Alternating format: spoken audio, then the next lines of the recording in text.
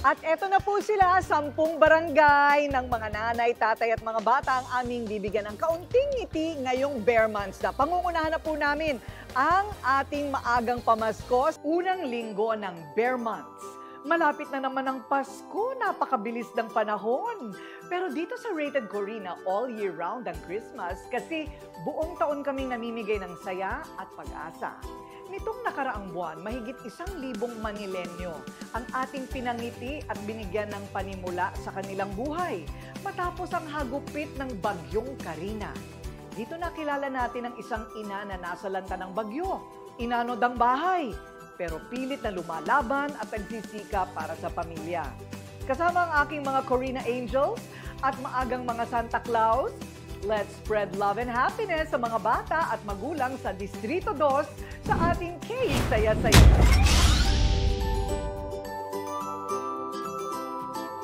Talaga ba may Christmas party na sa Setyembre? Ang mga residente panay sayawan at hindi magkamayaw sa kasiyahan.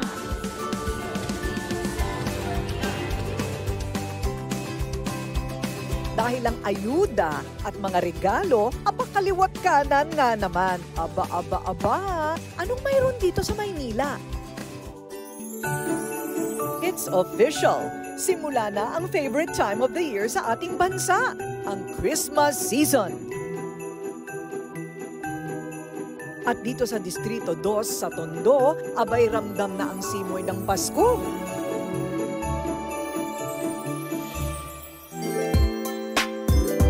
Naglalabasan na ang nagkikintabang mga Christmas decor.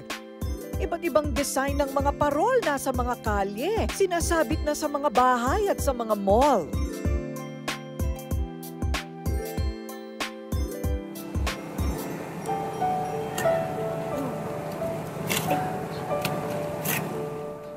Pero para kay Nanay Mary Jane Nono ng Tondo, ang kinang ng parol tila nawala. Matapos anurin ng Bagyong Karina na nanalasa sa buong Metro Manila kamakailan, kasabay ng magkasunod na unos ay ang kawalan ng pag-asa para sa kanyang pamilya. Hindi niya tuloy maiwasan na makaramdam ng matinding kalungkutan. Ano nga bang naghihintay sa mga katulad ng pamilya Nono dito sa Tondo ngayong paparating na Pasko? Tuwing sasapit ang Pasko, hindi ko maiwasan maging malungkot. Kasi pag Noche Buena, wala talaga akong hinahanda. Tao po, Noche Buena po. Tao po. Kumbaga nakikain lang po kami sa kapitbahay po namin kung sino pong merong handa sa kanila. Minsan po inaalok po kami. Jimmy, ulam ba kayo dyan? Bibigyan po kami para makapag-Noche Buena po kami ng pamilya ko.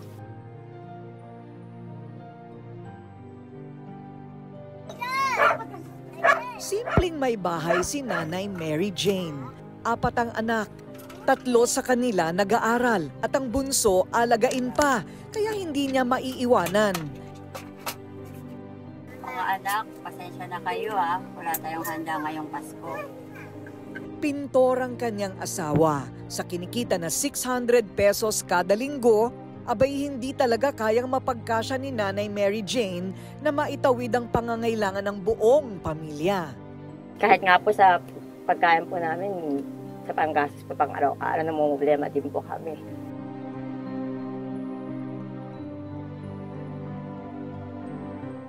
Animoy mga kalapati sa isang kulungan kung magsiksikan sa halos wala pang isang dipang bahay na ito ang pamilya ni Nanay Mary Jane.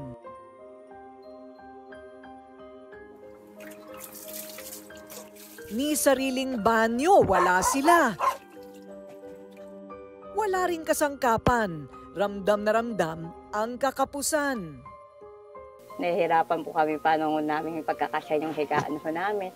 Minsan yung anak ko bunso, iyak ng iyak, di alam kung saan matutulog. Kaya po ako minsan, nakaupo na lang po ako para makahiga po sila ng maayos. Diyan po kami naliligo sa labas, lahat po kami ng pamilya ko. Sa plastic lang po talaga kami nagsi-CR. Tapos diretso sa basura. Maliit na nga ang kanilang tahanan, muntik pa itong anurin ng 2 bagyong nagdaan ng sunod-sunod. Ang baha, sumira at nagparupok sa kanilang bahay. Ngayong pagpasok ng bare months, bahala na daw si Batman, sabi nga. Wala rin naman daw kasing pinagkaiba ang buhay ng pamilya ni Nanay Mary Jane sa Pasko at sa ordinaryong araw. Kahit gutom at nagsisiksikan sa bahay, sinisika pa rin ni Nanay Mary Jane na maging masaya at positibo sa buhay. Paisip ka na, Lord, ba't ganito yung binigay mo sa aking buhay? Ano po ba ito? Pagsubok lang po ba ito? Magagampanan po ba namin ito? Kaya siguro, kakayanin po ba namin ito? Pagkapag nakikita ko yung mga anak ko na yung kahirapan na nangyari po sa amin, titignan ko lang yung mga anak ko, sabihin ko po na kakayanin ko to para sa mga anak ko. Ang ganitong kalagayan ni Nanay Mary Jane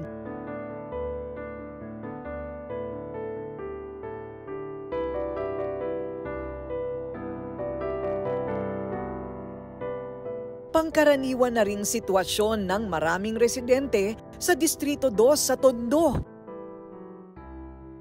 At ito ay hindi bago sa aming direktor at premyadong aktor na si Direk David Chua.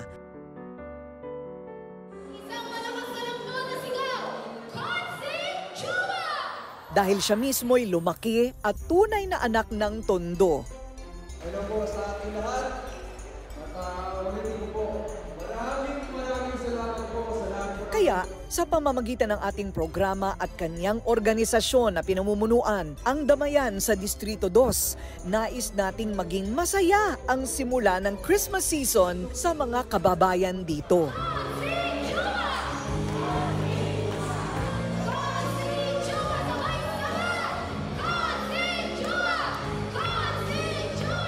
Kapag sinabi ko, kailangan, totoo. Walang dagdag, walang bawas, walang kasinungalingan.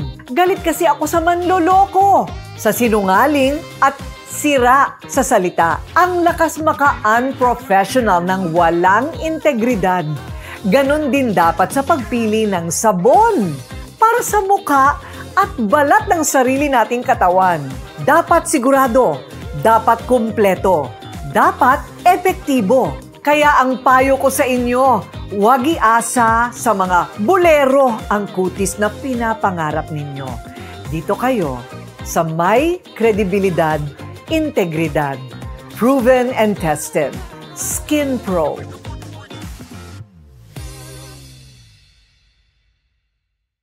Maagang Christmas party at pabonus din para sa mga kababayan natin dito sa Distrito 2 sa Tondo ang handog ng mga Santa Mommies, sina Senadora Loren Legarda at Senadora Amy Marcos, kasama ang mga Santa Claus na sina Direk David Chua at si Bayani Agbayani. Magpapasaya silang lahat sa mahigit 1,000 pamilya dito sa Tondo, Manila.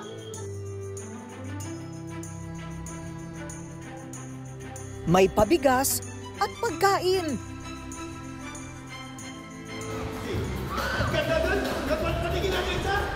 Dagdag saya pa ng magpa-games para sa mga taga-Distrito 2. Hala, sige, igiling pa. Itodo nyo para sa papremyo.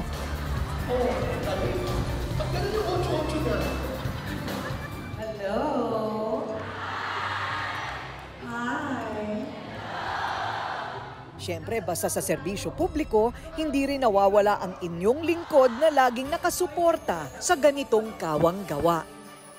Naramdaman nyo na ba ang simoy ng Pasko? Nako, bare months na ang ibig sabihin. Papalapit na ang Christmas and it's gift-giving time na naman. Nandito po tayo ngayon sa Distrito 2, dito po sa Maynila. Kasama siyempre ang ating original anak ng Tondo, direktor na si David Chua at ang Damayan sa Distrito 2 Organization. Kung saan, 10 barangay ang ating bibiyayaan ng munting regalo lang naman pampasaya para sa 100 mga magulang at pamilya at 50 mga bata. Halina kayo, isang buong araw na ito ng kay saya-saya.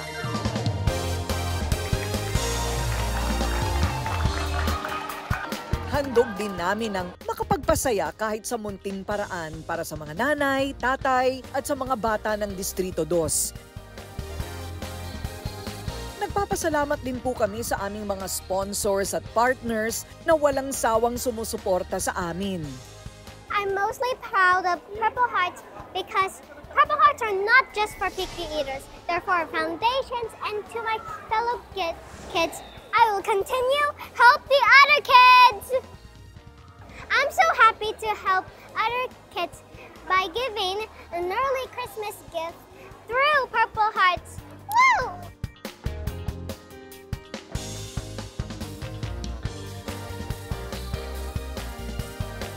Kami po ay masaya at tutuwa na nakatulong po kami ngayong araw na ito together with Rated Corina na mabigay ng maagang pamasko sa 50 bata at higit 100 mga magulang dito sa Barangay Tondo 172.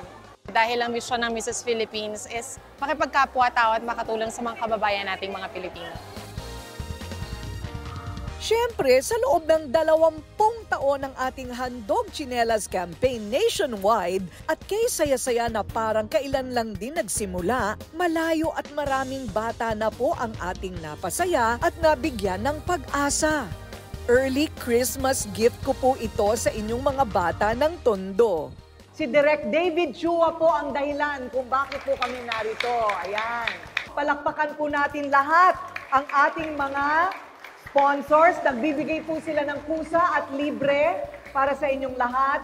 At syempre po yung amin pong mga tsinelas. Thank you, Everything Delicious Store, Mrs. Philippines. Marami pong salamat. K-Magic, yung pamimigay po natin na mga pampaputi ng kilikili ninyo. Ay, thank you to Salveo. Syempre sa lahat ng mga anghel na amin pong katuwang tuwing nandito po kami sa Distrito 2, ang mga DDD Angel. Thank you po. Mimigay na po tayo. Ano po? Alright, let's start. Sa isang araw ng kay saya-saya dito sa ating nationwide Tsinelas campaign. Dito pa rin sa mga maliliit na eskinita ng Tondo. Mga nanay, tatay at mga bata, handa na ba kayo sa mga bago ninyong tsinelas at maagang pamasko?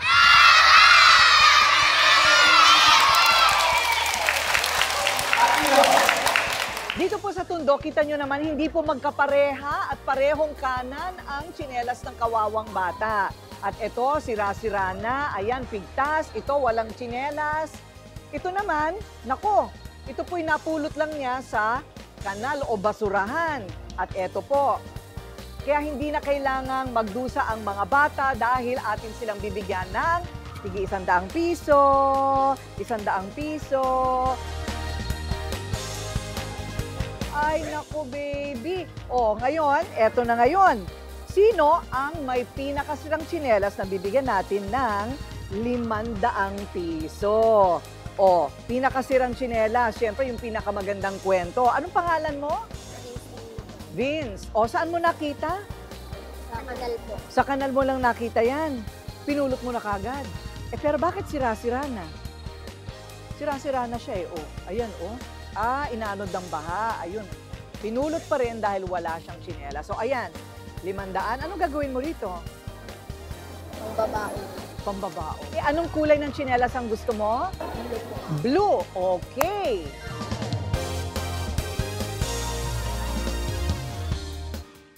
Ready, get set, go! Ayan.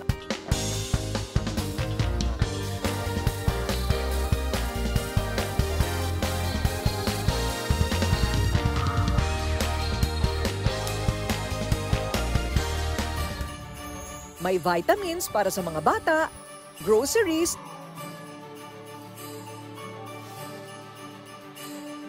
tinapay at masarap na patanghalian para kay nanay, tatay at mga chikiting. Oh, para sa kilikili at sa buka, K-Magic, pampaganda. Kumpletong pampasaya galing sa aking mga loving Corina Angels.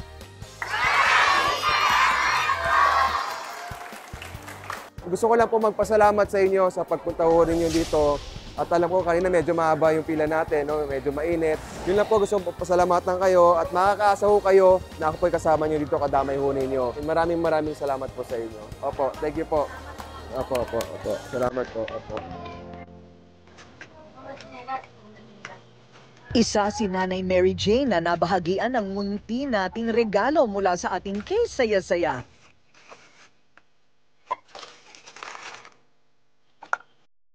Malayo pa man daw ang Pasko, abay parang Noche Buena na rin ito sa kanilang mag-anak. Maraming salamat po kay Rated Corina at kay Direk David Chua sa tulong po na naipaabot po sa amin. Kahit papaano po, napagbigay saya ito sa aming pamilya. Salamat po. Advance Merry Christmas po. Pasko man o hindi, lagi tayong dapat handa na magbigay ng pagmamahal. Malasakit, konting tulong sa kapwa. Maraming salamat po. Maagang pamasko po ito para sa at lalo na po sa pamilya ko. Maraming salamat po sa maagang pamaskong handog sa amin, lalo na sa aming mga mahihirap. Maagang pamasko po ito para sa aming lahat at mga kalugar po namin. Nagpapasalamat po kami lahat. Buong puso namin nagpapasalamat sa lahat-lahat ng tumutulong. Ako hindi ito. Ako po hindi tutuloy ito. Kung ano simulan natin, papalakasin natin at itutuloy po ang laban natin. Mabuhay po ang ito. Ang Distrito 2 ng Tondo, Maynila. Tayo po magtatabayan. Maraming salamat po.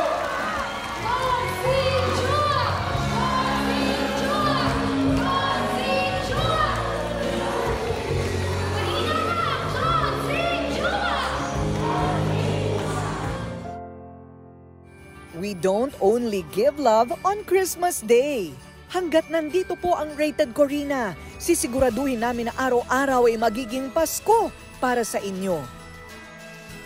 Hindi kami magsasawang magbigay tulong sa mga nangangailangan. Umaasa pa rin po ako na darating ang araw.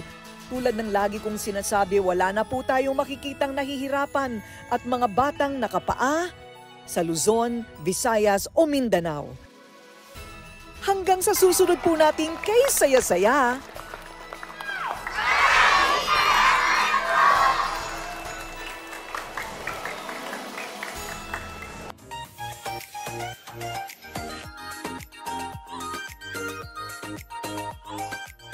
Makeup tayo ng makeup, makeup ng makeup. Paano tatanggalin ang makeup? Sabi ko, paano tinatanggal ng tao ang makeup nila? Ito ginawa ko kasi araw-araw ako halos naka-makeup sa TV Patrol, di ba? Sa aking mga show. Ang baby oil malagkit. Tapos, ayaw mo mag-shampoo, nalagyan na ng oil yung shampoo, pati unan mo may oil. Ayoko rin yung nasa jar. Kasi, yung jar, pag nilagay mong ganyan sa mukha mo, ganyan mo ulit, nagkaroon na ng makeup yung garapon, right? Kadiri. Ito, very hygienic and has vitamins and is also lightening on the skin.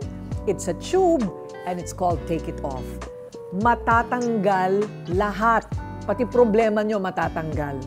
Namomroblema tayo sa maduming balat, ito tanggal lahat. Okay? So, you try it kahit yung mahirap tanggalin na mascara, tanggal lahat yan. Take it off, girl!